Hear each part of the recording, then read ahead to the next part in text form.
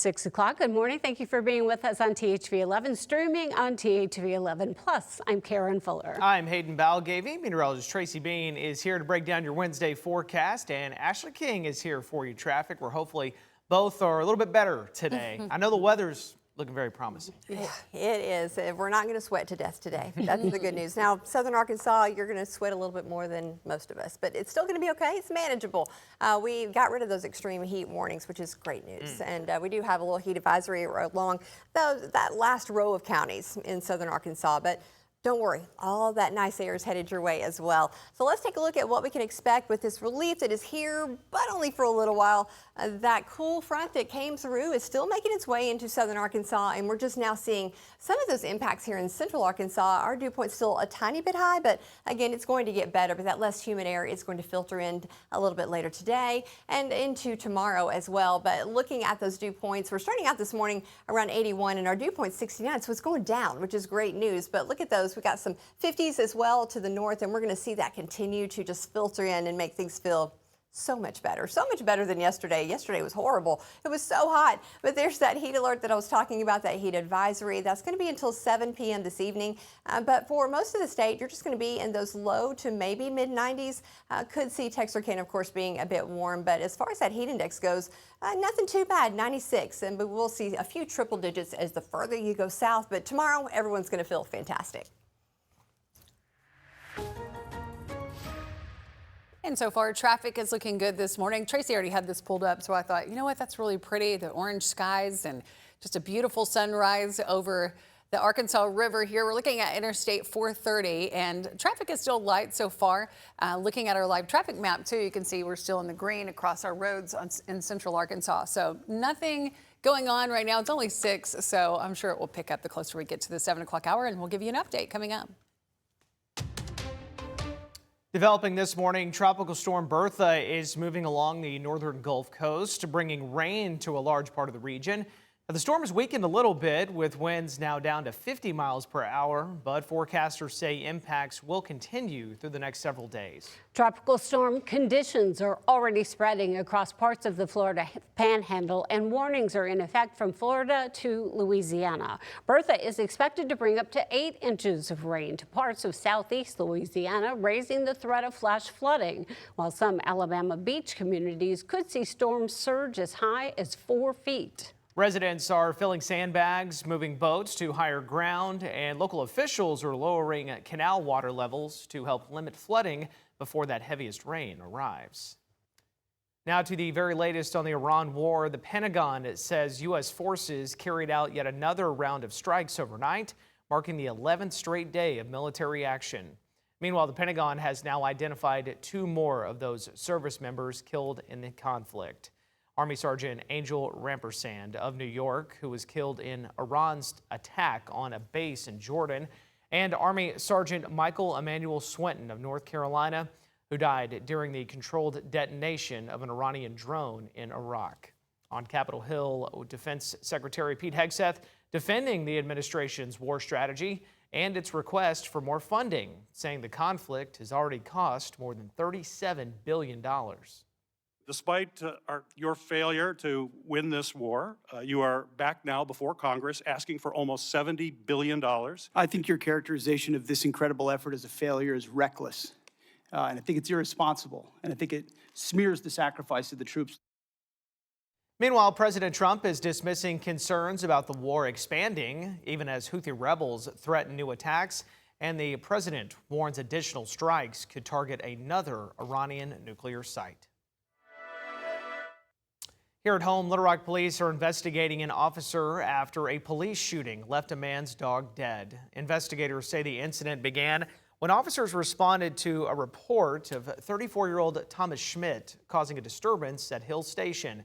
It's a restaurant on Kavanaugh in Hillcrest. The restaurant chose not to pursue charges, but later Schmidt called police to his home.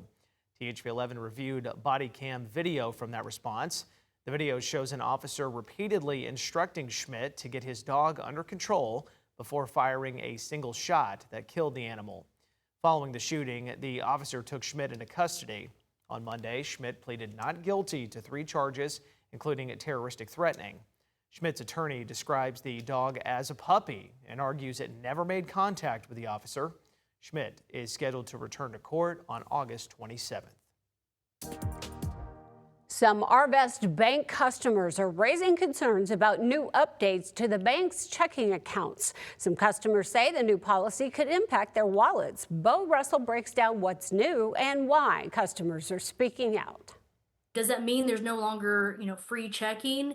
In essence, yes. For the first time in more than a decade, Arvest has updated its checking accounts. Under its new Essential Checking account, customers who don't meet qualifying direct deposits of $3,000 or combined deposit balances of $5,000 will pay a $5 monthly maintenance fee, and some customers aren't thrilled. I'm just going to choose to take my money somewhere else, to people who aren't profiting off of the poverty of my neighbors. Wendy Finn is one of those customers. She says she was surprised when her family received letters explaining the new account structure. She believes the changes could have the biggest impact on Arkansans who are already struggling to make ends meet. 42% of Arkansans are asset limited, income constrained, meaning they have jobs and they're working, but they're not able to make basic necessities. She's referencing the United for Alice report, showing about 42% of Arkansas households either live below the poverty line or earn above it, but still struggle to afford basic household expenses. Is it legal? Yes.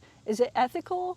Well, that's another question. A spokesperson for Arvest spoke with me about these concerns, saying they're listening to what their customers are saying. We understand that fee changes can be frustrating, and we appreciate our customers sharing their feedback. However, Tara says that with years of federal regulation changes, Arvest needs to adjust their model to be able to provide the services that they do. There's an investment cost to those. We need deposits so we can go out and help, create loans for small businesses.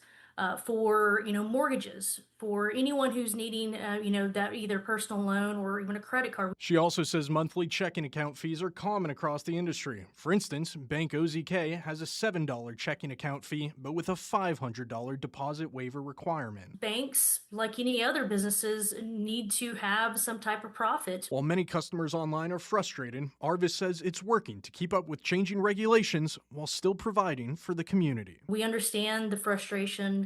And we hope ultimately there's value that they find in us as a bank, as a community-focused bank, and as a neighbor. That was Bo Russell reporting. Arvest says customers who don't qualify to waive the fee can switch to a lower cost checking option with a $3 monthly charge. The bank says it will keep taking customer feedback into account as it reviews its products and services. Strong signs of growth for Arkansas's job market. The state's unemployment rate falls to 4.1%, with the number of employed Arkansans reaching a new record high.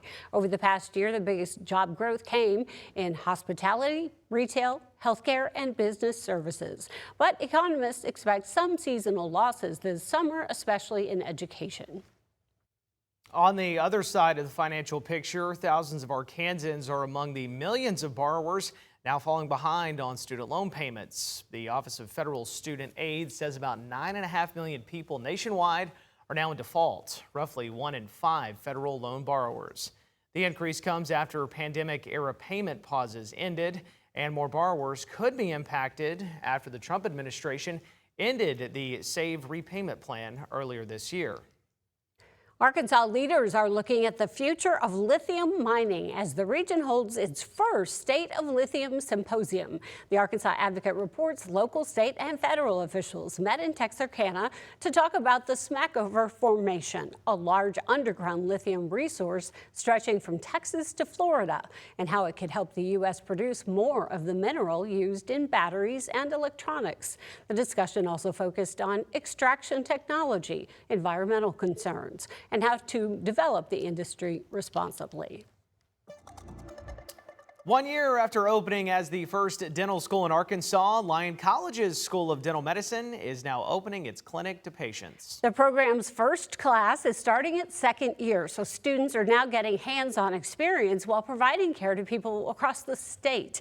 The clinic's been seeing patients for about a month, offering services like you might imagine: cleanings, fillings, crowns, root canals, ouch, extractions, and more. The school's dean says the clinic is designed to make dental care more affordable, with prices expected to be lower than a typical private practice. School says patients still receive care with guidance from experienced dentists and faculty members. We're about a third of the price of a private practice. So there's no doubt dentistry is expensive.